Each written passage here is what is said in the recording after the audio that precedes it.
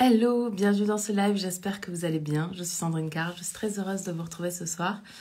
Dans le live de ce soir, je vais vous parler d'une erreur que je vois beaucoup dans le milieu du développement personnel et spirituel. C'est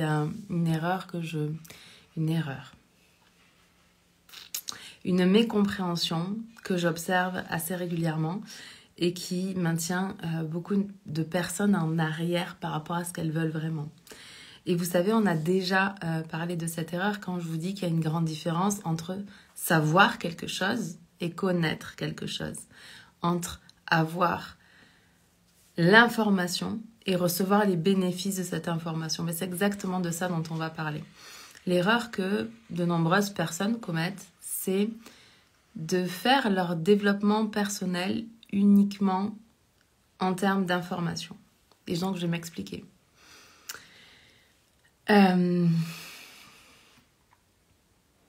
Quand on lit de nombreux livres de développement personnel, il y a beaucoup de choses que l'on comprend. On peut même avoir des prises de conscience qui commencent à changer notre manière de voir le monde, de se représenter l'entrepreneuriat, de se représenter l'échec, de se représenter la spiritualité ou la vie de couple, etc., etc. Donc, lire des livres et suivre des formations, c'est super important parce que je vous ai déjà dit, mais la différence qu'il y a entre le résultat que vous voulez et celui que vous avez aujourd'hui, c'est en général 4 choses. Soit ce sont des pensées inconscientes qui bloquent en fait les résultats que vous voulez. Soit c'est un manque de confiance. Soit ça peut être une émotion aussi qui vient vous protéger, par exemple, de quelque chose qui vous fait peur. Par exemple, si vous imaginez que si vous réussissez, votre famille va vous rejeter.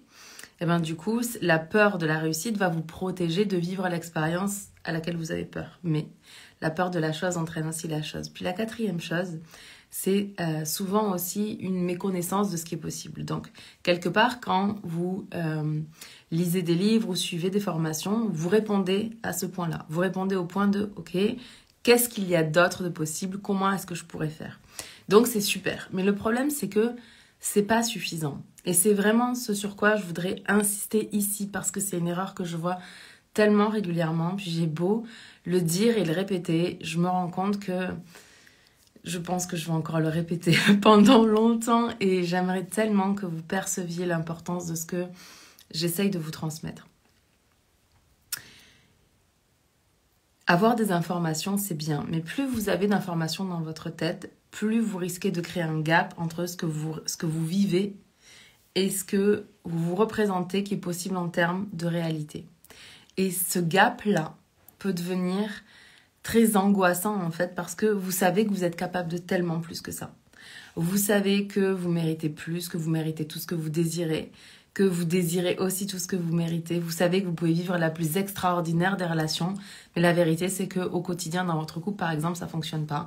Vous savez que vous pouvez créer une entreprise qui soit pérenne et prospère, mais la vérité, c'est que vous avez de la difficulté à vendre ou que vos résultats sont en dents de scie ou que vous avez du mal à fidéliser vos clients, enfin, peu importe. Vous savez, par exemple, que c'est possible d'avoir une excellente santé et pourtant, vous avez de la difficulté avec votre santé, en fait, vous êtes souvent malade ou souvent fatigué, enfin voilà. Vous savez que quelque chose d'autre est possible, mais pour autant, vous ne vivez pas cette réalité-là. Et donc, avoir ces informations-là, se représenter les choses d'une autre manière que la réalité que vous avez connue jusqu'à maintenant, avoir des prises de conscience, c'est génial, mais c'est seulement la première étape. Rappelez-vous, je vous ai beaucoup parlé de ça, j'ai fait une série de lives là-dessus, parce que ça me semblait tellement important, c'est que j'observe qu'il y a beaucoup de personnes qui prennent conscience que c'est possible. Puis c'est comme s'ils restaient dans l'illusion de l'idéal de ce qu'ils pourraient créer. J'espère que vous me suivez. Et par rapport à cet idéal, soit ils vont comme faire une forme de procrastination intelligente, et puis ils vont acheter toutes les formations, ils vont lire tous les livres, ils vont regarder tous les lives, ils vont... Vraiment, c'est des personnes qui vont aller nourrir leur sphère mentale très très fort. Et puis, ils vont bien se rendre compte qu'il y a quelque chose d'autre qui est possible. Mais il va falloir faire l'effort de l'étape d'après, qui est l'étape du changement. Et l'étape du changement, c'est un endroit qui est inconfortable parce qu'il faut commencer à changer ses habitudes, à passer à l'action, à avoir des actions qui sont alignées avec ce qu'on veut obtenir. Et c'est dans cette phase de changement, pourtant, qu'on obtient les premiers résultats de la prise de conscience qu'on a eue. Et donc, pour ça, ce sur quoi je voudrais vous inviter, c'est de vous inviter à faire de l'auto-coaching. L'auto-coaching peut vous permettre, honnêtement, de libérer. J'avais envie de donner un pourcentage, mais c'est aléatoire, en fait, ça dépend de chacun d'entre vous. Hello, bienvenue dans ce live, Rosélia. Ça dépend de chacun d'entre vous. J'avais envie spontanément de dire que je pense qu'on peut retirer 80% de certains de nos blocages en auto-coaching. Je pense que c'est vrai, je pense que ça dépend de vous, de vos connaissances, de votre capacité à vous auto-coacher depuis un endroit qui est neutre, sans vous juger, mais vraiment en vous accompagnant dans le changement. Et cet auto-coaching, comment est-ce que vous pouvez le faire? La première étape, en fait, c'est que vous ne pourrez faire aucun changement si vous n'avez pas un objectif. Donc, l'idée, c'est de vous mettre un objectif. Et ne vivez pas ça comme « Oh là là, voilà, il faut encore un objectif. C'est pas comme ça que je veux créer ma vie. Je veux passer ma vie à pourchasser des objectifs. » Mais comprenez que l'objectif, c'est pas tellement le résultat qu'on recherche, parce que cet objectif, il va évoluer au fur et à mesure qu'on avance pour rester aligné avec qui on est. L'objectif, il vous donne juste la direction dans laquelle vous voulez aller. Donc, vous pouvez vous donner un objectif dans votre vie personnelle. Par exemple, vous avez envie de vous sentir plus sereine au quotidien. Eh bien, pour vous sentir plus sereine, il va falloir mettre en place des actions. Si vous n'avez pas d'objectif, ça va être difficile de définir un plan d'action. Et un plan d'action, ça n'a pas besoin d'être compliqué. Ça peut être juste, ok, j'aimerais me sentir plus sereine. Et j'ai pris conscience que je passe trop de temps sur mes écrans, notamment à scroller sur les réseaux sociaux ou juste avant de m'endormir ou juste au réveil. Et je décide de changer cette habitude-là pour récupérer du temps pour moi. Du temps que je pourrais passer à lire des livres, du temps que je pourrais passer à prendre un bon bain, du temps que je pourrais passer à méditer, du temps que je pourrais passer à faire une activité sportive ou du yoga. Enfin, l'idée en tout cas, c'est de récupérer du temps pour faire quelque chose qui va vous permettre de vous sentir plus sereine. Vous pouvez avoir un objectif de couple, par exemple. Si vous êtes en train de vous plaindre que votre couple ne va pas aussi bien que ce que vous souhaiteriez, que vous ne voyez pas assez, que vous ne partagez pas assez de temps ensemble, la première des étapes, ça va être par exemple de se dire « Ok, mon objectif, c'est de passer plus de temps avec mon conjoint ou avec mes enfants ou avec mes enfants. » Mais ensuite, une fois qu'on s'est dit « Ok, mon objectif, c'est ça, comment je vais faire maintenant pour faire ce truc-là » Et vous allez vous dire « Ok, par exemple, 2 fois dans la semaine, si vous aviez l'habitude de regarder la télé tous les soirs avec votre conjoint ou avec vos enfants ou peu importe, vous allez vous dire, ok, on va se garder 2 soirs dans lesquels on va regarder la télé tous ensemble. Puis le reste du temps, on va jouer à des jeux vidéo, on va papoter, enfin voilà, on va recréer de l'interaction dans notre famille. Ça peut être un objectif. Puis vous pouvez avoir aussi un objectif de, qu'est-ce qu'on pourrait avoir comme objectif ? Un objectif de vous remettre au sport. L'idée, c'est pas de vous dire « Ah, demain, je me remets au sport. Lundi, je me remets au sport. » C'est plutôt de vous dire « Ok, j'ai envie de me remettre au sport. Quelle est l'activité physique que j'ai envie de faire, qui me motive, qui me donne envie ? Ok, puis cette activité physique, est-ce que je peux commencer par la faire 1 fois par semaine ? Et puis petit à petit, vous allez augmenter. Puis 2 fois par semaine, puis 3 fois par semaine, etc. Une fois que vous avez votre objectif et votre plan d'action, vous allez pouvoir, chaque semaine, allez voir comment est-ce que vous avancez par rapport à l'objectif que vous vous êtes décidé.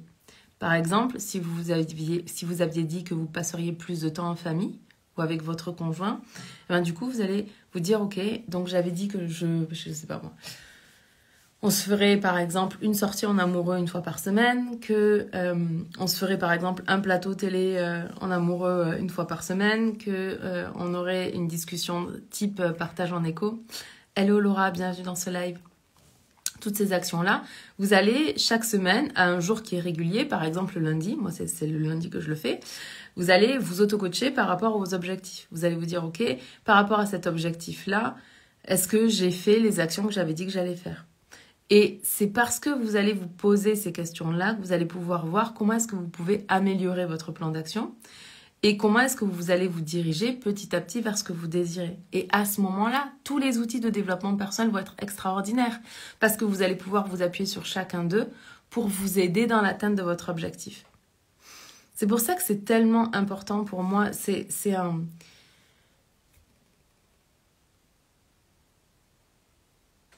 Je sais pas comment verbaliser ça, mais... Pendant longtemps, j'ai fait un suivi de programme pendant des mois et des mois et des mois et des mois après avoir fait un programme de 3 mois. Et je pensais que c'était une bonne chose pour mes clientes d'avoir accès encore à des coachings de groupe bien après leur formation. Hello Céline, bienvenue dans ce live. Puis, ce qui s'est passé en fait, c'est que petit à petit, mes clientes ne venaient pas avec un objectif et puis des difficultés avec l'atteinte de leur objectif, mais elles venaient dans les coachings comme si c'était leur série hebdomadaire qu'elles venaient regarder, puis elles venaient discuter avec leur copine ou leur coach. Vous voyez ce que je veux dire? Elles n'étaient pas en train de s'engager vis-à-vis d'elles-mêmes dans un vrai développement personnel. Et pour moi, un vrai développement personnel, c'est vraiment de se dire, ok, qu'est-ce que je veux vraiment pour ma vie? Et de choisir l'objectif le plus petit. J'ai des gens autour de moi qui ne font pas à proprement parler du développement personnel. Vraiment pas du tout. Voire limite, ils se moquent un peu des gens qui font du développement personnel. Et en même temps, ce sont des personnes qui sont constamment en train de se développer personnellement.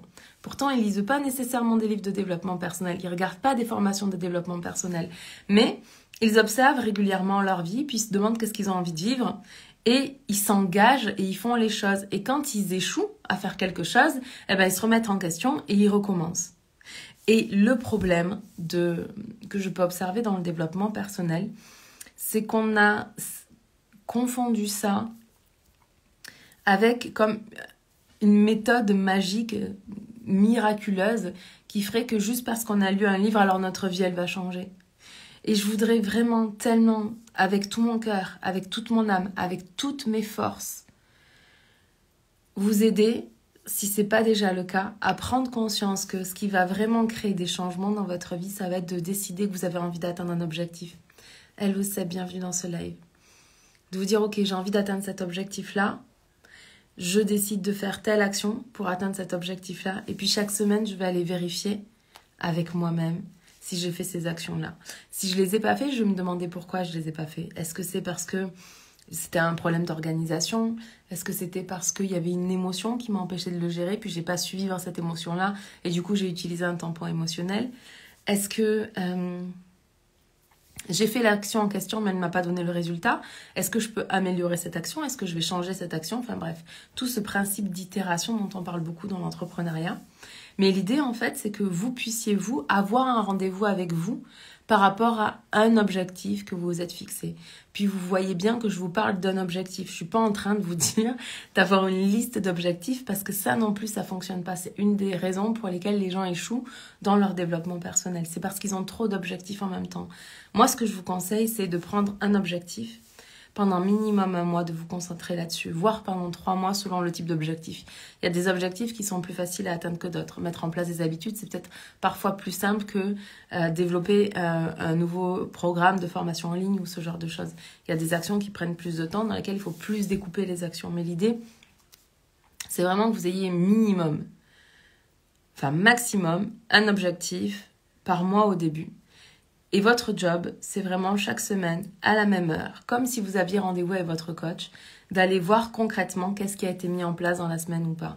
Et puis petit à petit, vous allez pouvoir faire des bilans comme ça chaque semaine, chaque mois aussi. Ça va vous permettre d'avoir les grandes lignes et les grandes directions dans lesquelles vous vous dirigez en termes de développement personnel, en termes de développement entrepreneurial, en termes de développement spirituel, peu importe quels sont vos objectifs.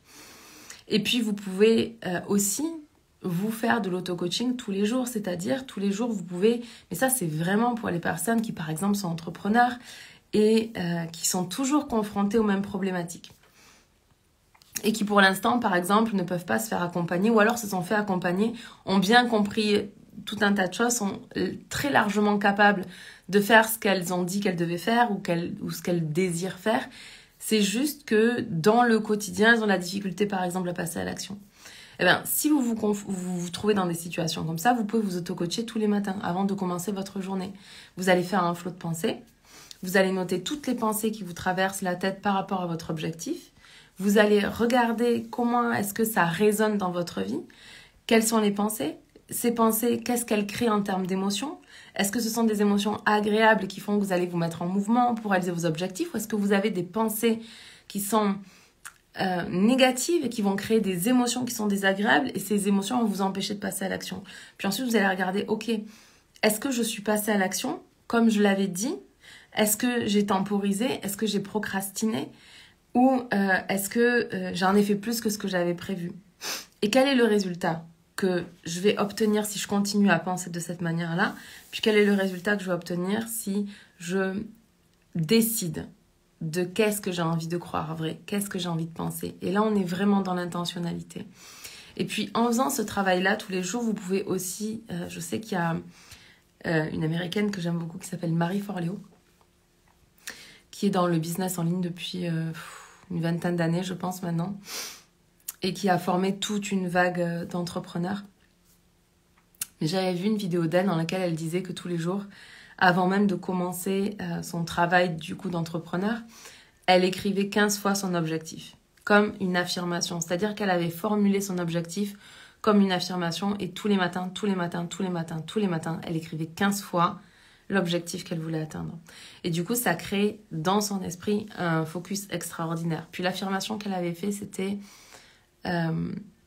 je suis une auteure best-seller dans le New York Times ou quelque chose comme ça. Et tous les jours, elle écrivait ça. Et quand son livre est sorti, parce que du coup, c'était pour l'aider à rester focus par rapport à son livre, quand son livre est sorti, il a finalement été best-seller dans le New York Times. Donc, vous pouvez voir comme cette technique peut être et à la fois une manière d'être très focus sur votre objectif et à la fois une technique aussi de manifestation. J'ai trouvé ça extraordinaire. Et puis pour ceux qui vont se dire « Oui, mais moi, Sandrine, c'est pas possible parce que, tu sais, j'ai un TDAH ou ce genre de choses. » Ben, sachez que Marie Forleo a elle aussi un TDAH. Donc, vous n'avez pas d'excuses. Voilà, c'était le message que j'avais envie de vous partager ce soir. J'espère que ça résonnera vraiment profondément en vous.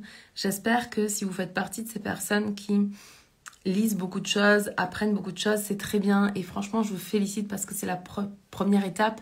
Mais là, maintenant, il faut passer à la deuxième étape. Il faut vraiment passer dans cette phase de changement qui est certes pas toujours agréable, mais c'est elle qui va vous permettre d'avoir les résultats que vous voulez vraiment. Je vous aime, je vous embrasse, on se parle demain. Bye!